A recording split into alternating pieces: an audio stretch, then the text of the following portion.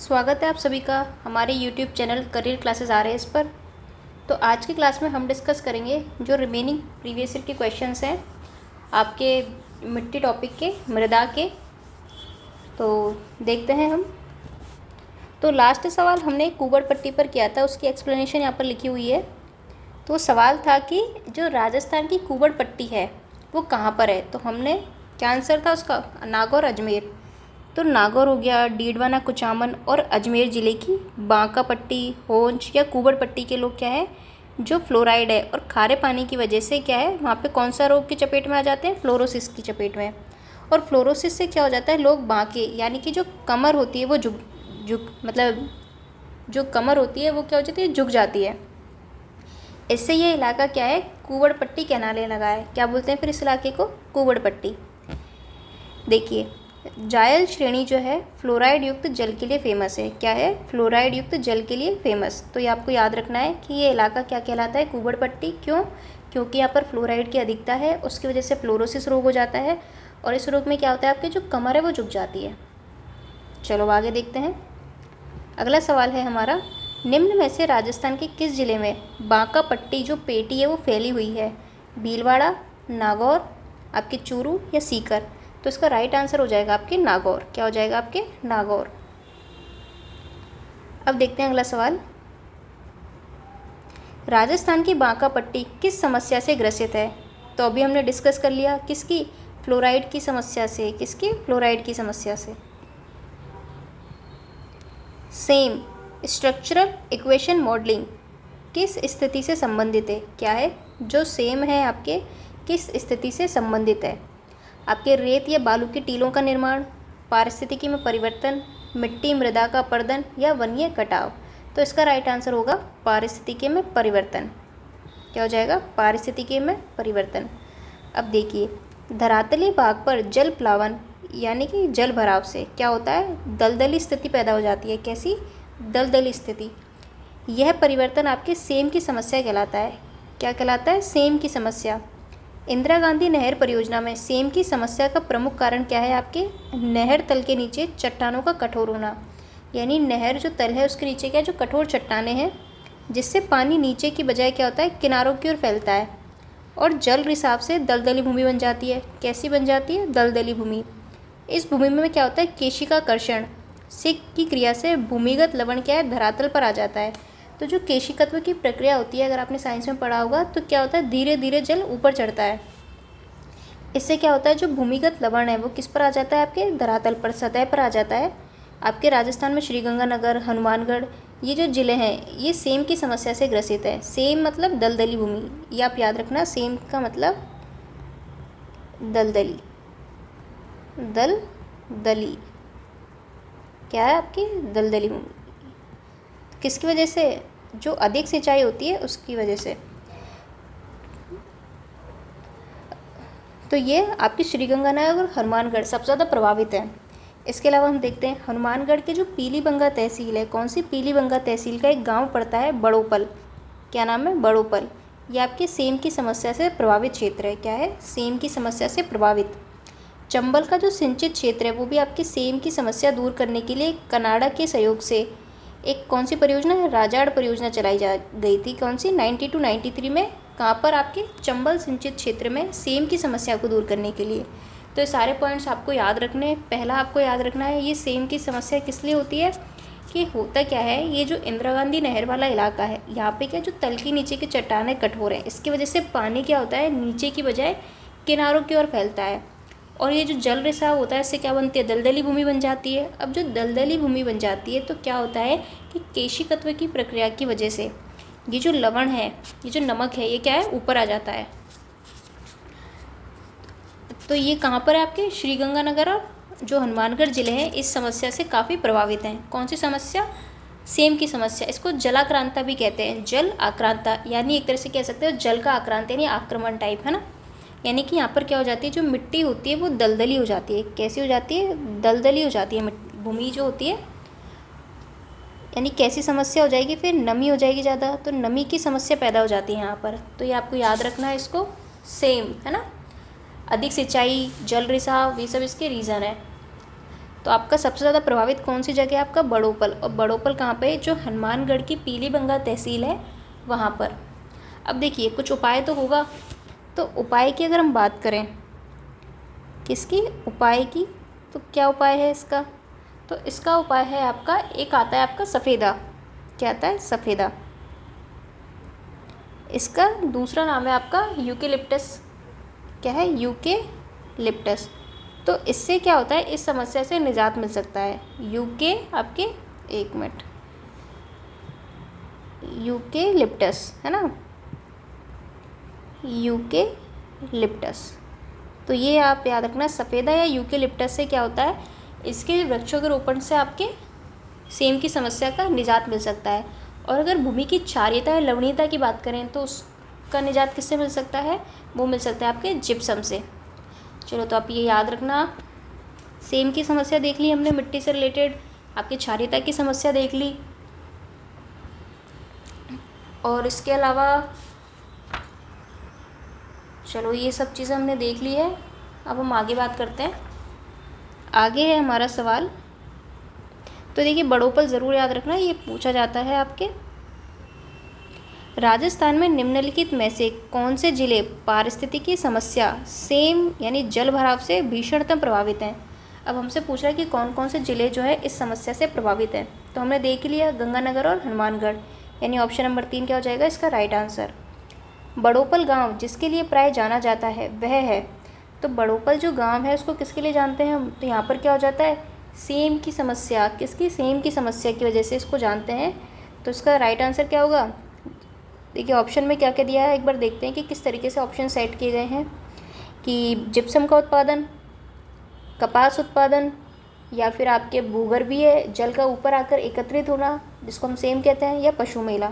तो बड़ोपल गांव कहाँ है? आपके हनुमानगढ़ की जो पीलीबंगा तहसील है वहाँ पर पड़ता है, और ये सेम की समस्या से काफ़ी प्रभावित है।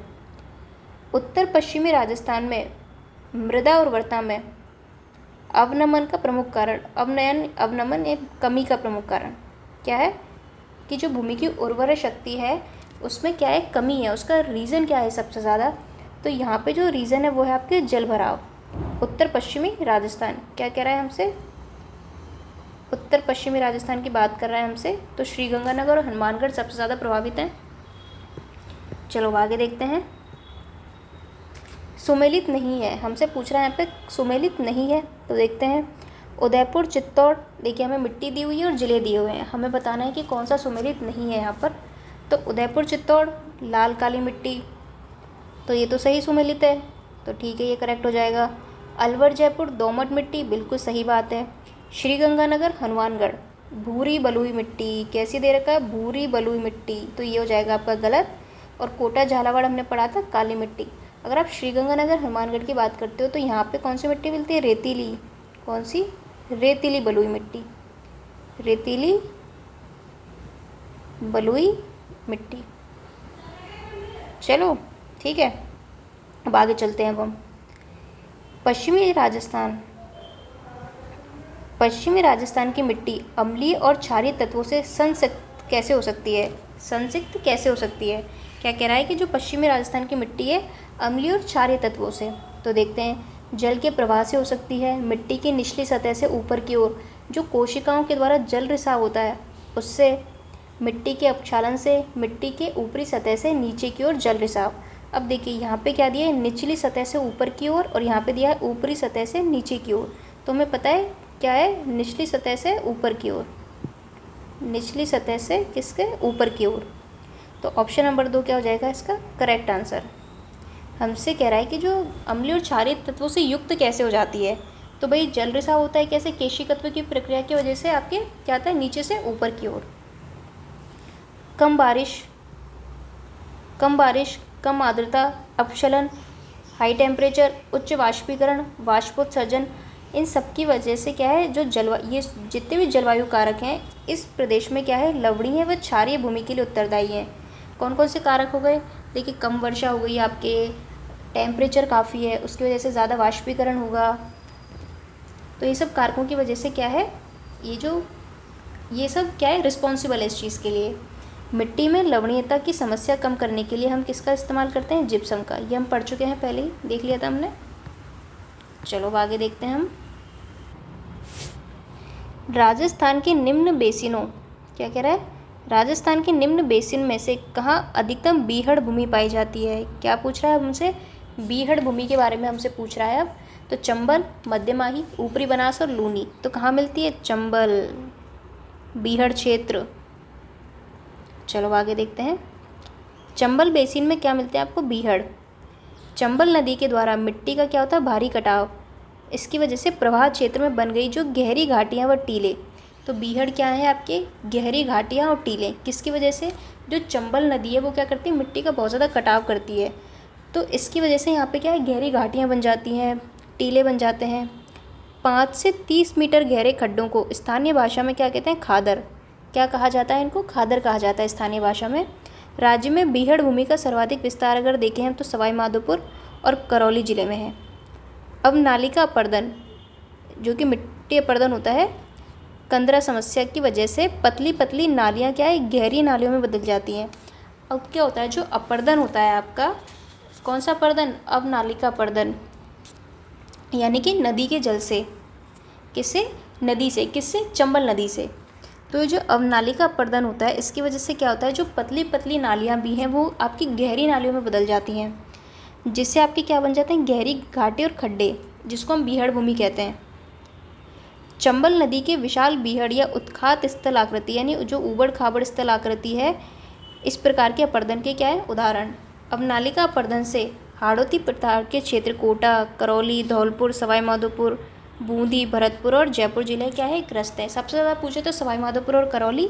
अब देखिए कहना क्या चाह रहा है, बेसिकली ये कह रहा है ये कि जो चंबल नदी है इसका जो अपवाद क्षेत्र है, यहाँ पर क्या होता है, अवनाली का अपर्दन। अपर्दन का मतलब क्या होता है, मिट्टी का कटाव। अब जब मिट्टी का कटाव होता है तो गहरी घाटियाँ बन जाती है। अब ये जो गहरी घाटियाँ होती है बहुत, तो उनको ये जो ये खड्डे होते हैं इनको स्थानीय भाषा में तो खादर कहते हैं, और ये जो गहरी घाटियाँ होती हैं इनको हम कहते हैं आपके बीहड़ क्षेत्र। क्या कहते हैं, बीहड़। तो आपने सुना होगा बीहड़ के बारे में, एक मूवी भी है अगर आपने देखी होगी तो उस मूवी में आपको पता चलेगा कि किस तरीके से गहरी घाटियाँ और ये सब बन जाते हैं, और जो लोग हैं आपके, मतलब जो असामाजिक तत्व हैं, वो उनके छिपने के लिए मतलब उनको एक जगह मिल जाती है। तो ये आपको याद रखना है, किसका, अवनाली का अपर्दन।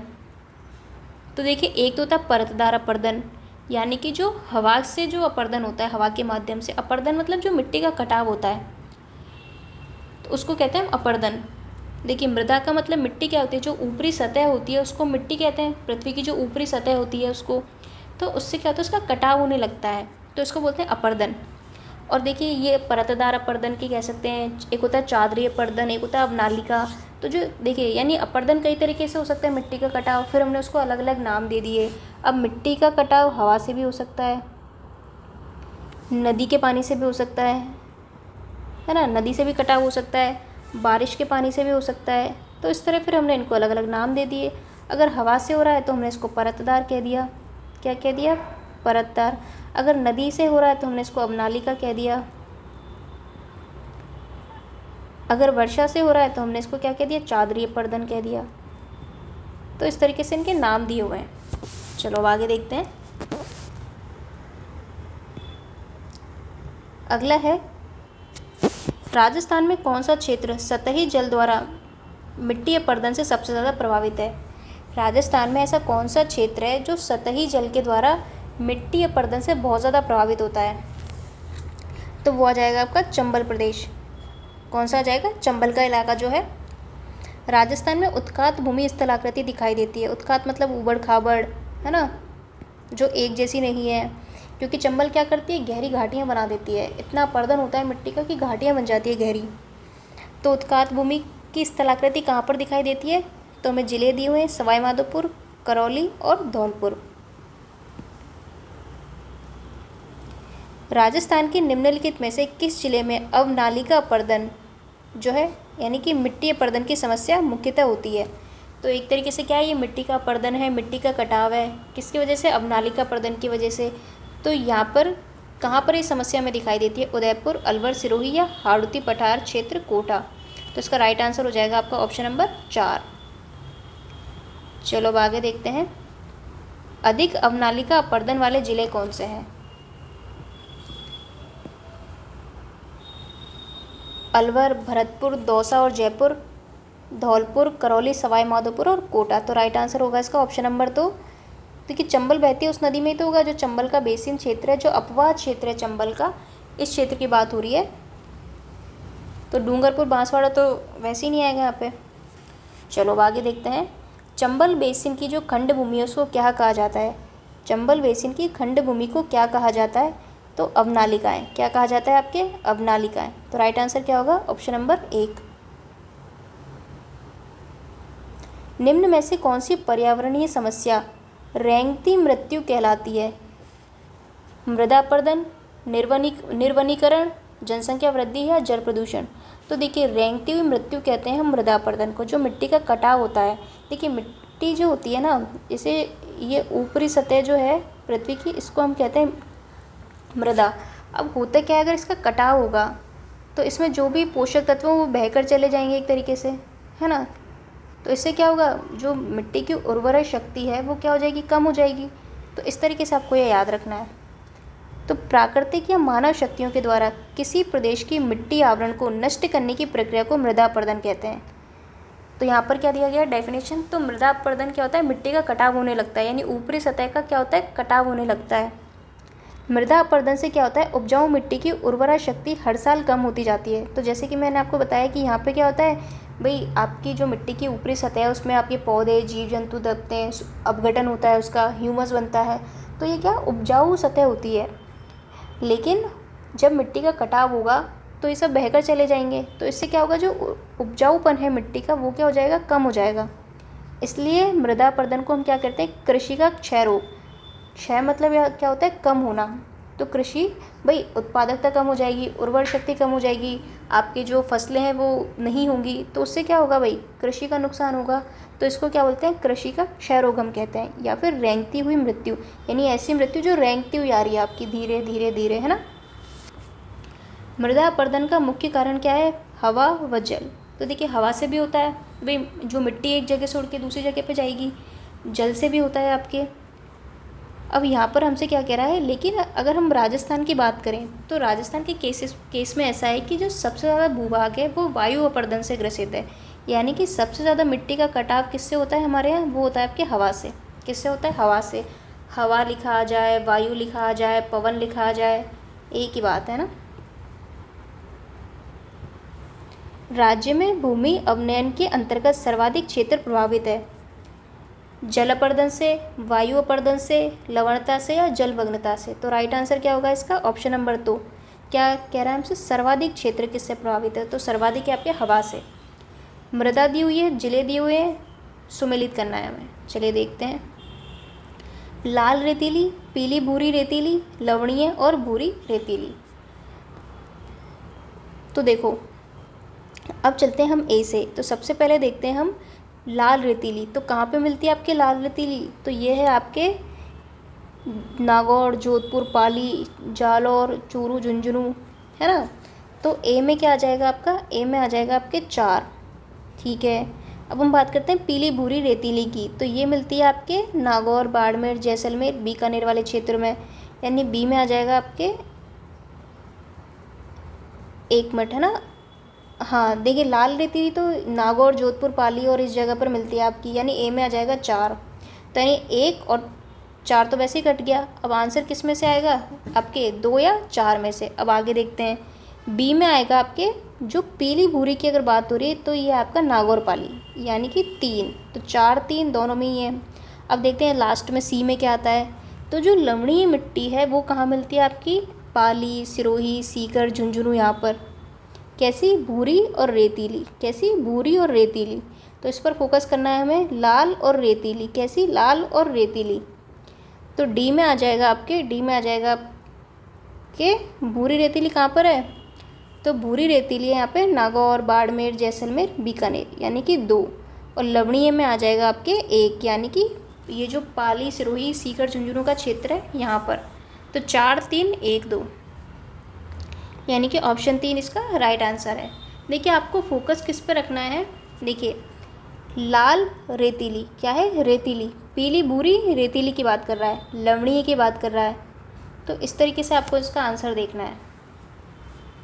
चलो अब आगे देखते हैं हम।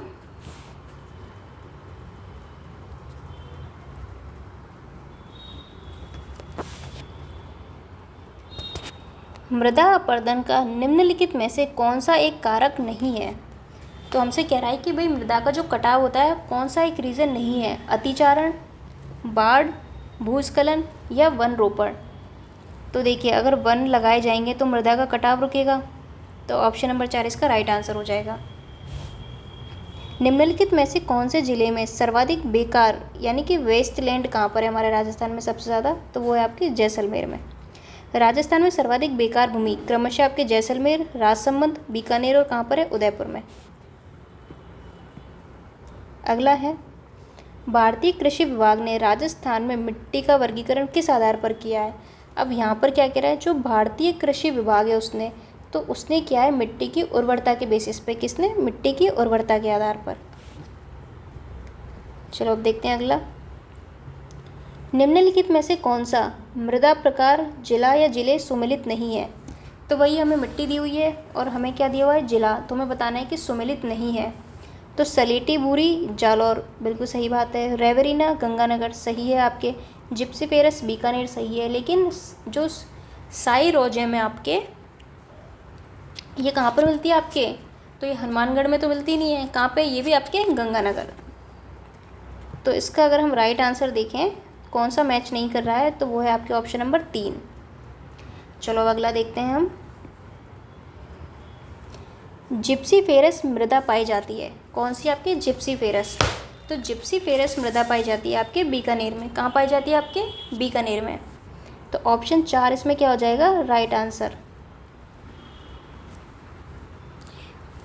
तो जिप्सी पे देखो एक गाना भी है, अगर आपको याद हो तो इस तरीके से आप इसको याद रख सकते हैं, जिप्सी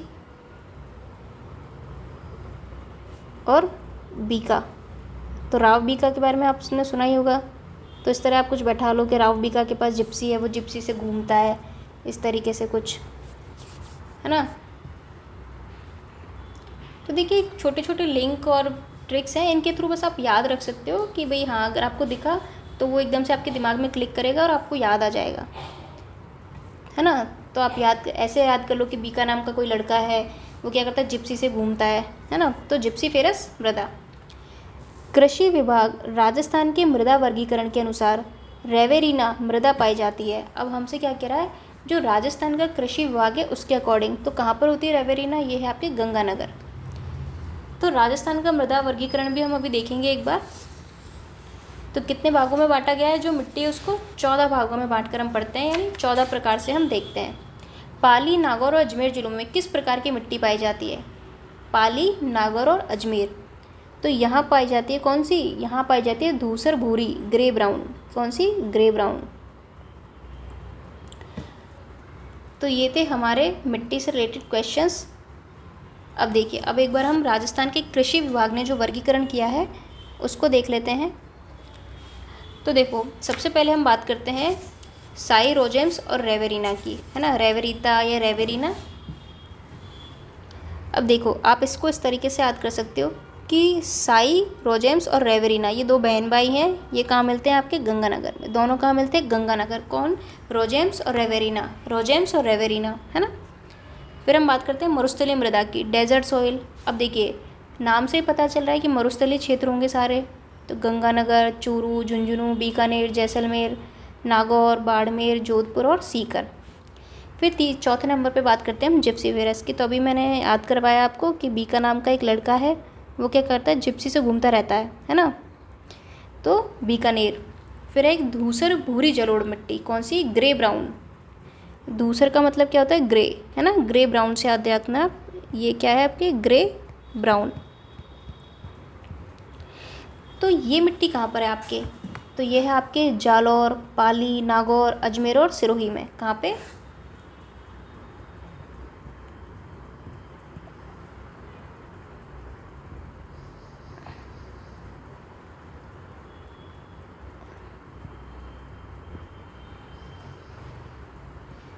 मैप कहाँ, ये रहा देखो। तो इसको हम यहाँ पे रख लेते हैं। तो हमसे क्या कह रहा है, धूसर भूरी भूरी जलोढ़ मृदा, यानी जो ग्रे ब्राउन आपकी एलुवियल, कौन सी एलुवियल सॉइल है, यानी कि जो जलोढ़ मृदा है ये कहाँ पे मिल रही है, आपके जालौर, पाली, अजमेर और सिरोही में। तो ये आपको याद रखना है। ये जो इलाका है आपका यहाँ पे जालौर, पाली, नागौर, ये जो है यहाँ पे। अगला है आपके 6वें नंबर पर नॉन कैल्सी ब्राउन मिट्टी, कौन सी, नॉन कैल्सीसिल आपके ब्राउन मिट्टी। तो देखिए कहाँ पर मिलेगी ये, जयपुर, सीकर, झुंझुनू, नागौर, अलवर, यहाँ पर। फिर आपके है नवीन जलोढ़, कौन सी है, नवीन जलोढ़, ये आपके जो पूर्वी क्षेत्र हैं, अलवर, भरतपुर, सवाई माधोपुर और जयपुर, जलोढ़ मृदा, ये याद रखना है आपको। फिर हम बात करते हैं पीली भूरी मिट्टी की। तो पीली भूरी मिट्टी है आपके जयपुर, टोंक, सवाई माधोपुर, भीलवाड़ा, चित्तौड़, उदयपुर। तो ये जो बनास बेसिन वाला है ना, यहाँ पर मिलती है इसके आसपास आपकी भूरी मिट्टी, तो ये आपको याद रखना है। फिर आपकी नवीन भूरी, कौन सी, नवीन भूरी। तो आपके देखिए ये कई बार पूछा जाता है, तो ये तो आप याद रखना कि जो नवीन भूरी मृदा है, ब्राउन सॉइल है, वो कहाँ पे मिलती है आपके, तो ये भीलवाड़ा और अजमेर है ना, ये आप ज़रूर याद रखना इसको। फिर हम बात करते हैं पर्वतीय मृदा, ये भी कई बार पूछा जाता है, तो उदयपुर और कोटा। रेड लॉम का आपको पता ही है कहाँ पे मिलती है, तो ये आपके दक्षिणी क्षेत्र में मिलती है। इसके बाद हम बात करते हैं काली गहरी मध्यम मृदा, डीप मीडियम ब्लैक सॉइल। तो ये जो पूरा इलाका यहाँ पे मिलती है आपकी ब्लैक सॉइल, है ना, यहाँ पे रेड हो गई आपकी। फिर आपकी कैल्सी ब्राउन, क्या है, कैल्सी ब्राउन, डेजर्ट सॉइल कैल्सी ब्राउन, तो जैसलमेर और बीकानेर। अब दो चीज़ आपको यहाँ पे याद रखनी है, देखो, एक तो है आपकी कैल्सी ब्राउन स्थलीय मरुस्थलीय मृदा, और एक है आपके नॉन कैल्सी, है ना। तो दोनों आपको याद रखना है, कैल्सी और नॉन कैल्सी। तो अगर कैल्सी ब्राउन की पूछे तो यहाँ पर आपको चला जाना है पश्चिम की तरफ, और हमसे पूछे नॉन कैल्सी ब्राउन तो आपको जयपुर हो गया, सीकर, झुंझुनू, नागौर, अजमेर और अलवर, ये आपको याद रखना है। यानी कि इधर अलवर, जयपुर वाला एरिया, फिर अजमेर और सीकर, झुंझुनू, नागौर, यानी ये जो एरिया है आपका, ये वाला कौन सा है यहाँ पे, नॉन कैल्सी ब्राउन। चलो आगे देखते हैं। फिर हमारी लास्ट है मरुस्थल एवं बालू का स्तूप, कौन सी, मरुस्थल एवं बालू का स्तूप। तो देखिए सारे इसमें पश्चिम के ज़िले आ जाएंगे आपके, जोधपुर, बाड़मेर, जैसलमेर और बीकानेर। तो इस तरीके से कितने भागों में बांटा है, 14 भागों में कृषि विभाग ने इस। तो ये आपको याद रखना है। इसमें से सवाल काफ़ी पूछे जाते हैं आपके, जिसमें आपके देखो कई बार रोजेम्स और रेवेरिना के बारे में पूछा जाता है, जिप्सीफेरस भी कई बार पूछा जा चुका है। इसके अलावा जो नवीन भूरी मृदा है और पर्वतीय मृदा, ये ज़रूर याद रखना। नवीन भूरी 2 डिस्ट्रिक्ट याद रखने हैं आपको, भले रट लो इनको, भीलवाड़ा, अजमेर, BA, है ना। और क्या मिलती है यहाँ पे, ब्राउन, नवीन ब्राउन, नवीन भूरी के नाम से पूछा जाएगा आपसे, नवीन भूरी मृदा। इसके अलावा पर्वतीय उदयपुर, कोटा। और हम बात करते हैं अब, देखिए नवीन भूरी में अजमेर के साथ तो यहाँ पे ब्यावर भी आ सकता है आपके ना, तो ये भी आपको याद रखना है। ब्यावर भी अब डिस्ट्रिक्ट हो गया है, तो हो सकता है ब्यावर का नाम दे दे, तो इसमें आपको ब्यावर याद रखना है एक। इसके अलावा और क्या याद रखना है आपको, और पर्वतीय मृदा में आपको देखिए उदयपुर, कोटा, और इसमें सलूम्बर याद रखना है एक आपको, क्या याद रखना है, सलूम्बर। इसमें आपको फलौदी याद रखना है एक, क्या याद रखना है, फलौदी। तो देखिए 2-4 बार पढ़ोगे तो आपको ये अपना आप याद हो जाएगा, लेकिन एक बेसिक आपको पता होना चाहिए कि कौन सी मिट्टी कहाँ पर है। तो बिना बेसिक के क्या इस तरीके से इनको भी याद करना थोड़ा पॉसिबल नहीं रहेगा। 1 मिनट, इसको कर लेते हैं हम बड़ा।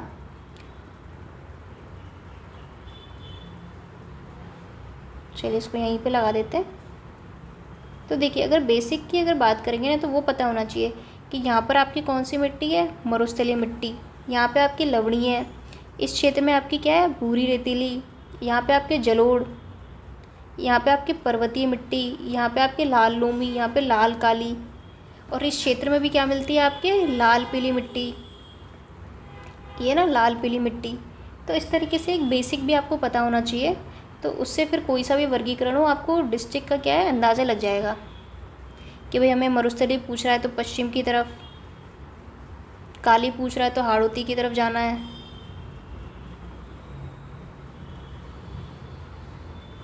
चलिए इसको हटा देते हैं अब हम।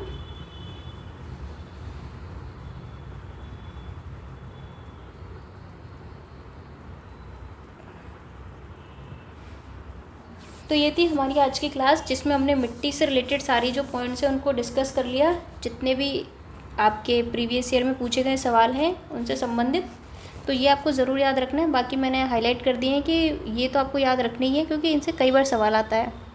बाकी देखो आपको काली मिट्टी का पता चल जाएगा, रेड लोम का पता चल जाएगा, पर्वतीय का आपको पता चल जाएगा, लेकिन कन्फ्यूज़न कहाँ होगा, एक तो आपको पीली भूरी में कन्फ्यूज़न होगा, एक नवीन भूरी में होगा, इस तरह आपको कन्फ्यूज़न हो सकता है। तो नवीन भूरी आते भीलवाड़ा अजमेर ब्यावर कर देना। इसके अलावा पीली भूरी मिट्टी कहाँ पे आ जाएगा, आपके जयपुर, टोंक, सवाई माधोपुर, भीलवाड़ा, चित्तौड़, उदयपुर। तो ये 2-3 चीज़ें हैं, इन पे ज़्यादा याद रखना, बाकी तो आपको कन्फ्यूज़न होगा नहीं। तो कैल्सी ब्राउन की अगर बात करें तो जैसलमेर, बीकानेर, और नॉन कैल्सी आ जाए तो जयपुर, सीकर, इधर चले जाना पलवल, अजमेर की तरफ। चलिए तो ये वर्गीकरण हमने देख लिया। अब हम मिलते हैं अगली क्लास में एक अगले टॉपिक के साथ। तब तक आप इनको पढ़ते रहिए और जितने भी एक्स्ट्रा और पॉइंट्स हैं जब हम टॉपिक वाइज सवाल करेंगे वहाँ पर डिस्कस करेंगे। अभी हम सिर्फ क्या देख रहे हैं, प्रीवियस ईयर, ताकि जो है आपका रिवीजन हो जाए एग्ज़ाम टाइम पे, आपको ज़्यादा टाइम ना देना पड़े। चलो अब बाकी जो है PDF आपको टेलीग्राम पर मिल जाएगी, तो टेलीग्राम ज्वाइन कर लेना। मिलते हैं अगली क्लास में। Thank you.